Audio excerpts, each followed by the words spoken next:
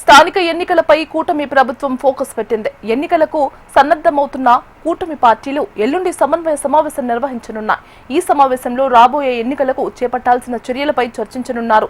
3 పార్టీల నేతలు పొత్తులు, సీట్లు సర్దుబాటుతో పాటు ఇతర అంశాలపై చర్చిస్తారు. ఇప్పటికే అక్టోబర్లో స్థానిక సంస్థల ఎన్నికలు నిర్వహిస్తారన్న వార్తలు వస్తున్నాయి. అయితే ప్రస్తుతం రాష్ట్రంలో ఎస్ఐఆర్ ప్రక్రియ కొనసాగుతుండటంతో అది అయిపోయిన వెంటనే ఎన్నికల ప్రక్రియ ప్రారంభించాలన్న ఆలోచనలో అటు ప్రభుత్వం ఇటు ఎన్నికల సంఘం ఆలోచిస్తున్నట్లు సమాచారం.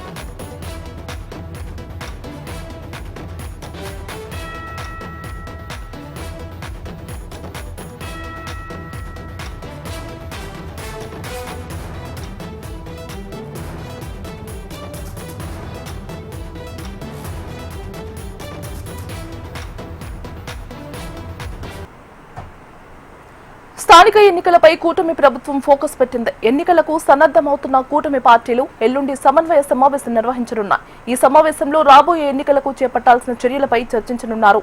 3 పార్టీల నేతలు పొత్తులు, సీట్లు సర్దుబాటుతో పాటు ఇతర అంశాలపై చర్చిస్తారు. ఇక ఇదే అంశానికి సంబంధించి మరింత సమాచారం అందించడానికి మా AB bureau chief Harikishan live లో సిద్ధంగా ఉన్నారు. హరికిషన్. థ్యాంక్ యూ గీతిక. ప్రధానంగా ఎల్లుండి అంటే బుధవారం కూటమి నేతల సమన్వయ సమావేశం అయితే కొనసాగబోతోంది అమరావతి వేదికగా. అయితే ఇంకా వెన్యూ ఖరారు కాలేదు, ఇది అధికారికంగా సమాచారం రాలేదు. కానీ మొత్తానికి మాత్రం ఖచ్చితంగా ఈ సమన్వయ సమావేశం మాత్రం కూటమి నేతలు నిర్వహిస్తారన్నటువంటి సమాచారాన్ని పార్టీ నేతలు చెప్తున్నటువంటి పరిస్థితి కూడా లేకపోలేదు.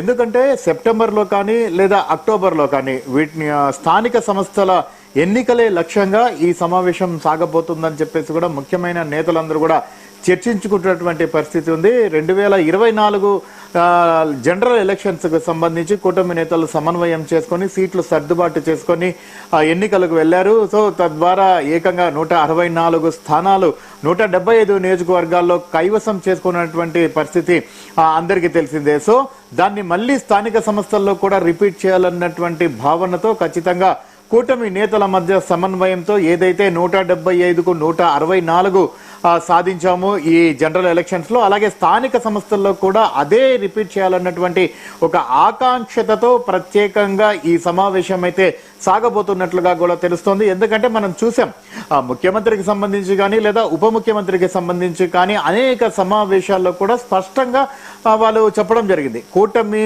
సంబంధించినటువంటి ముఖ్యమైన నేతలందరూ కూడా కలిసికట్టుగా ఉంటే దిగువ స్థాయిలో ఉన్నటువంటి సిబ్బందికి అలాగే ఎవరైతే కార్యకర్తలు ఉన్నారో వారికి, అలాగే కొందరు ద్వితీయస్థాయి ఎవరైతే నేతలందరికీ కూడా కొద్దిగా సమన్వయ లోపం ఉంది. దీని ద్వారా కొంచెం కూటమి ఐక్యతకు విచ్ఛిన్నం ఏర్పడేటటువంటి అవకాశం ఉంది. కాబట్టి దానిపై పూర్తి స్థాయిలో దృష్టి సారించండి, ఎక్కడ కూడా సమన్వయం లోపం లేకుండా కలిసికట్టుగా ముందుకు పోవాలని చెప్పేసి కూడా అనేక సమావేశాల్లో కూడా పార్టీకి సంబంధించినటువంటి సమావేశాల్లో కూడా ఇటు ముఖ్యమంత్రితో పాటు ఉప ముఖ్యమంత్రి అలాగే ఎవరైతే బీజేపీ చీఫ్ పివిఎన్ మాధవ్ ఈ ముగ్గురు కూడా వారికి సంబంధించినటువంటి పార్టీ నేతలకు కార్యకర్తలకు స్పష్టమైనటువంటి ఆదేశాలు జారీ చేశారు. అయినప్పటికీ కూడా అడపాదడప అక్కడక్కడ కూడా కాస్త ఇబ్బందికర వాతావరణం కూటమికి కొనసాగుతున్నటువంటి నేపథ్యంలో ఇది స్థానిక సంస్థల ఎన్నికలపై ఎటువంటి ప్రభావం మాత్రం చూపకూడదన్నటువంటి ఉద్దేశంతో కంప్లీట్ గా కూడా ఎల్లుండి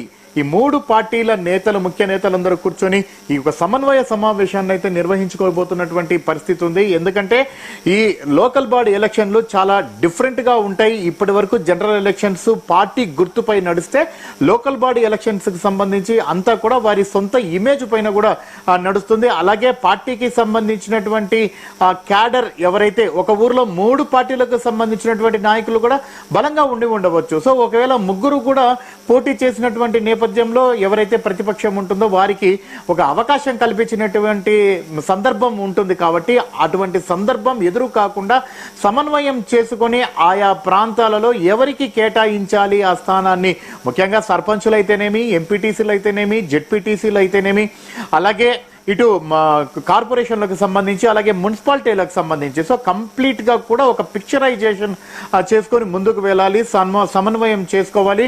ఆయా ప్రాంతాలలో ఏ ఏ పార్టీ బలంగా ఉంది, అక్కడ ఉన్నటువంటి రాజకీయ సమీకరణాలు, అలాగే మిగిలిన ఏవైతే సమీకరణాలు ఉన్నాయో వాటన్నిటిని కూడా పరిగణలోకి తీసుకోవాలి. పూర్తిగా కూడా స్థానిక సంస్థలు ప్రజా ఆమోదంతో ప్రజలతో గెలుపొందేటటువంటి ప్రయత్నం చేయాలని చెప్పేసి కూడా ఒక ముందుకు పోతున్నటువంటి నేపథ్యంలో పక్కా ప్రణాళికలు అయితే సిద్ధం చేసుకుంటుంది. దానికి 15వ తేదీన సమీక్ష సమన్వయం అయితే నిర్వహించుకోబోతున్నటువంటి పరిస్థితి అయితే ఉందని మాత్రం చెప్పుకోక తప్పదు. ఇప్పటికే గత ప్రభుత్వ హయాంలో తమ పార్టీకి సంబంధించినటువంటి వారితో కనీసం నామినేషన్ వేయడానికి కూడా అవకాశం లేకుండా చేశాయని చెప్పేసి కూడా ఇప్పటికే నారా లోకేష్ లాంటి నేతలు కూడా వ్యాఖ్యానించినటువంటి నేపథ్యంలో ఈసారి స్థానిక సంస్థలు పూర్తిగా ప్రజా ఆమోదయోగ్యంతో వెళ్తాము, అలాగే గెలుపొందుతామని చెప్పేసి కూడా చెప్తున్నటువంటి నేపథ్యంలో ఈ సమావేశం ప్రాధాన్యత సంతరించుకుందని మాత్రం చెప్పుకోక తప్పదు. గీతిక.